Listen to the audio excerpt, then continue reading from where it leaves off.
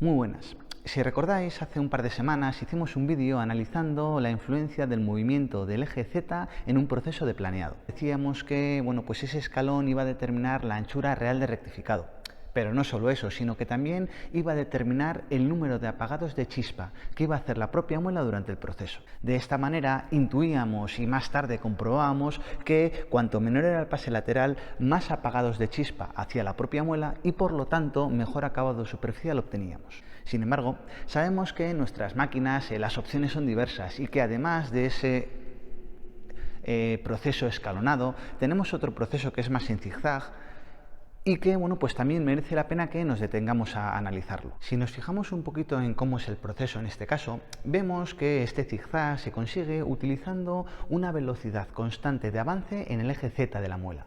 En este caso, como se puede ver en la figura, el ancho de apagado de chispa o incluso el ancho de corte en cada momento va a ser variable, de tal manera que anticipar qué es lo que va a pasar con el acabado superficial en función de la velocidad de avance es bastante complicado. Lo que sí hay que tener en cuenta, indudablemente, es que la velocidad esta en el eje Z va a estar limitada, de tal manera que, como vemos aquí, si tenemos una velocidad demasiado elevada, no vamos a planear la pieza, sino que vamos a dejar unas huellas en forma de zigzag que desde luego van a ser poco beneficiosas para lo que queremos hacer. Evidentemente, en este caso es necesario hacer unas pruebas experimentales porque si no, no vamos a conseguir ningún tipo de conclusión o ningún tipo de resultado. De tal manera que cogemos la muela, cogemos la máquina, le damos al botón del Enter y empezamos a hacer las pruebas.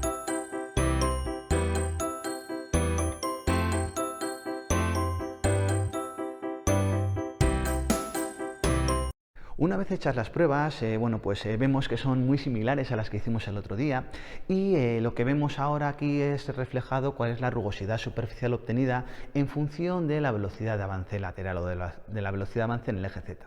En este caso, podemos ver cómo a medida que esta velocidad es mayor, la rugosidad también lo es, de tal manera que tenemos una conclusión bastante parecida a lo que teníamos el otro día. Es decir, una velocidad de avance menor va a posibilitar que yo haga un mayor apagado de chispa en cada pasada y por lo tanto va a conseguir unos acabados superficiales razonablemente mejores.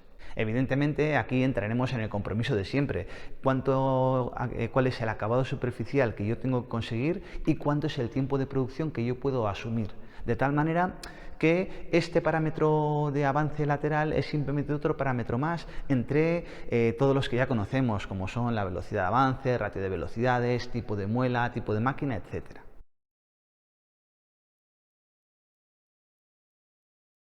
Un aspecto fundamental cuando elegimos una muela abrasiva es el tipo de grano.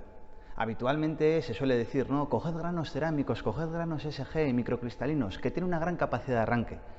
Podemos cometer el error de creer que esos granos valen para cualquier situación. Sin embargo, hay que saber que ese tipo de granos solo funcionan bien cuando las tasas de arranque de materiales son elevados. Si utilizamos una muela con grano abrasivo policristalino para una operación de acabado, lo que nos va a pasar es que la muela se va a brillantar y va a perder rápidamente su capacidad de corte.